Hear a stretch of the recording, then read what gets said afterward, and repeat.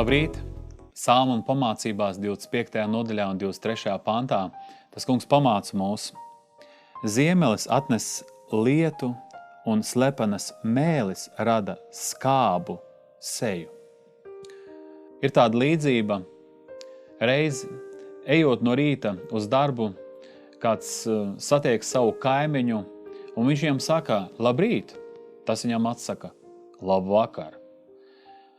Labi, viņš iet tālāk un satiek to cilvēku, savu kaimiņu, pa dienu pilsētā. Viņš viņam saka, labdien!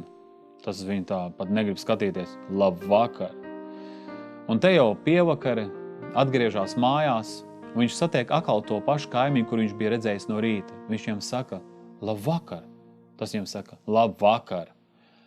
Viņš viņam jautā, ko tu man no rīta labvakar, pa dienu labvakar, tagad atkal labvakar? Tas viņam saka, tu zini, kad es tev redzu, manās acīs satumst. Tāpēc šodien, ja tavās acīs satumst, tas nozīmē, ka ienaidnieks ir uzvilcis tev tās tumšās brilles, un tagad tu to cilvēku redzi caur šīm te tumšajām brillēm.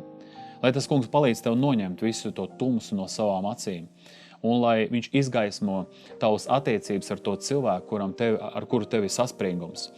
Lai palīdz tas kungs izlīgt ar cilvēku, jau ejot pa šo te ceļu, jo priekšā ir mūžība. Un visu, ko tu vari no savas puses, dari, lai tiešām būtu miers.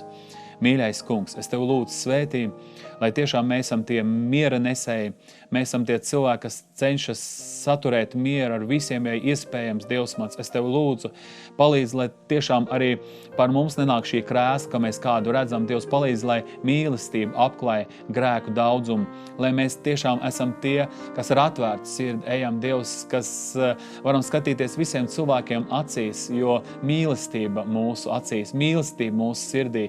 Mēs gribam visu pasauli apņemt, jo tu gribi, Dievs, mans dārgais, visu šo pasauli apņemt un pievest pie sevis. Dievs, es tev lūdzu svētī, lai tiešām tie saspringumi, kuri ir attiecībās, Dievs, lai tas saspringums aiziet, Dievs. Es tev lūdzu, lai tā spriedze viņa mitas. Es tev lūdzu, Dievs, mans Jēzus vārdu, lai tiešām ir tava svētība mūsu dzīvē, lai mēs varam brīvi un laimīgi dzīvot šeit virs zemes un slavēt tevi. Paldies tev, es pateicos tev Jēzus vārdā. Āmen. Uz redzēšanos!